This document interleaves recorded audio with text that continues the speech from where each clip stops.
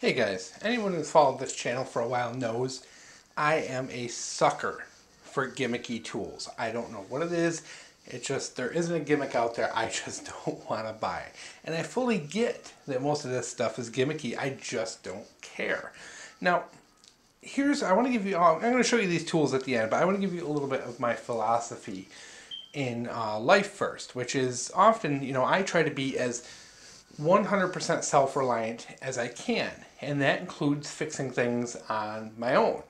Whenever possible, even if I don't know, I take it upon myself, do research, learn about things, and try and do everything on my own. In the end, there's been years where I've kept track, and by doing that, it's saved my family thousands of dollars, which in turn ends up to this pile you see on the table.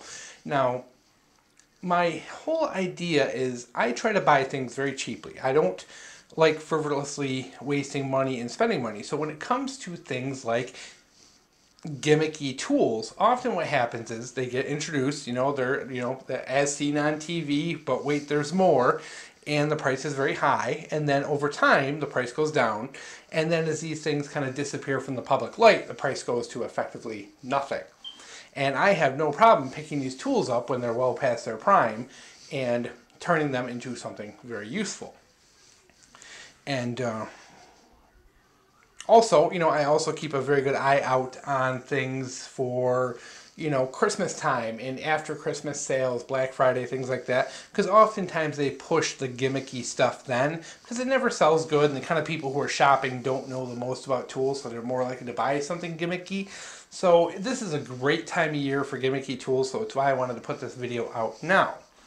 Now, my philosophy goes to the idea that if something breaks and I'm working on something and I have to buy a tool, I'm going to pay full retail for that tool unless I walk into the miracle of that tool being cheap, which is rare.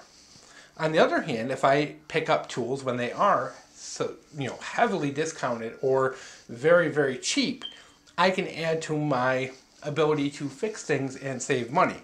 So for example, if I have just the right tool that works, that helps me fix something I may not have been able to fix, that tool costs me $10. If it saves me $150 in repairs, that's a positive. Now, it is, of course, a tricky fine line between throwing money away on things that will never save the day versus things that may actually save the day and save you money.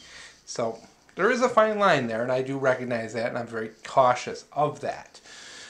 But in the end, the big complaint about gimmicky tools is that and here's what you often hear and read, is that, okay, this is advertised as a universal tool that will solve all your problems. However, it only really is a great tool under certain limited circumstances and just mediocre with the rest of those circumstances, which is completely, I'd say, accurate.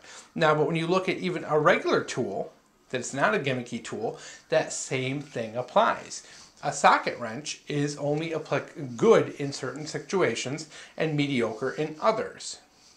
That's why you have socket wrenches, you have combination wrenches, you have ratcheting wrenches, you have all kinds of different tools for certain situations. So the fact that that logic is applied to a gimmicky tool and says, well, it's not perfect for everything, so I don't like it. I don't like that logic. Now, I don't like that marketing says, hey, this is a universal tool that's going to solve all your problems, but that's a marketing issue, not a tool issue. So, with me, I like to have a lot of capabilities, and having a lot of capabilities means also sometimes going with a gimmicky tool. Now, think of it in the world of multi-tools. When you buy a Leatherman, you're not buying the best pair of pliers, you're not buying the best pocket knife, you're buying mediocre of everything and putting it into one compact and accessible thing that you can keep on your hip. That's okay, that's a great philosophy. Why wouldn't that philosophy work with tools?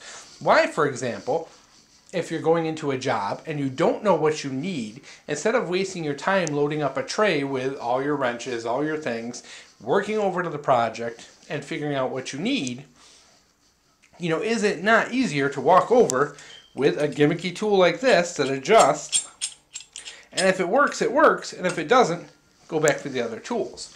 And I find myself, but what you see here on the table is part of the things I tend to go to the most because they are semi-universal and they work. Now this Husky thing, I got these like at a Black Friday sale. It was like a 2-pack for like, I think $7 or $8. I did a video on them. They're really not bad. You can see they have that nice kind of pointed thing. They really hold 6-point fasteners very well. Do they slip? Yes, because there is slop inherent in the mechanism, and they can slip, and they're very limited because you can only reach them at a 90 degrees and there's no offset and this and that. And of course, being a worm gear, the amount of adjustment is not fine, so these things can be very finicky. You know, they can be a little prone to slip, and you know, they can be a huge pain. But at the same time, if I have to loosen 10 bolts and all 10 of those bolts are a different size, this is a wonderful tool to get that job done quickly. Time is money, you know, in the end. And if I can get something done quickly, especially light duty work, I will do it every time.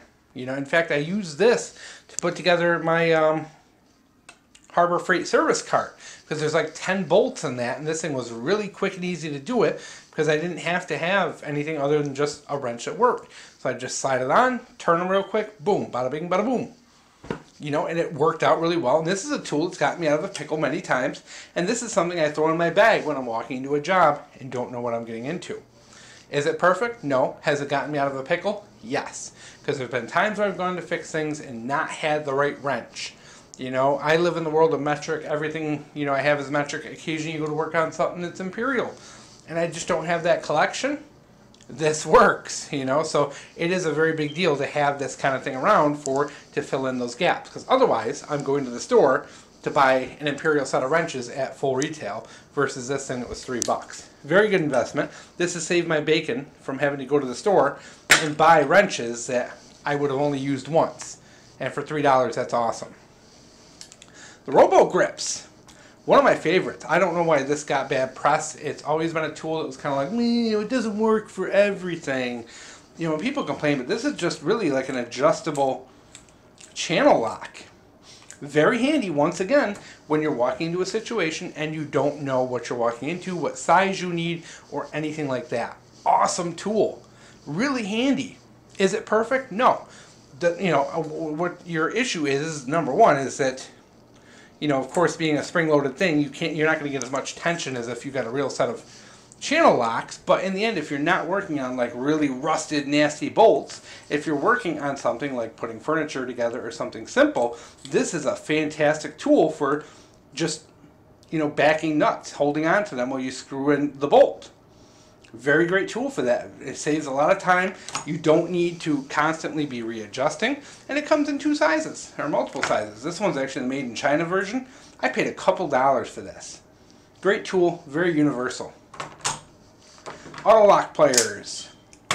I'm not so hot about these. They haven't saved my bacon yet, but I wanted to throw them in because they're another example of a gimmicky tool that, you know, has done well.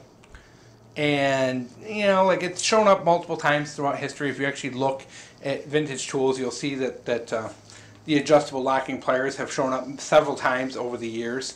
And actually, we're going to stop here and edit in another video because I'm coming close to the end.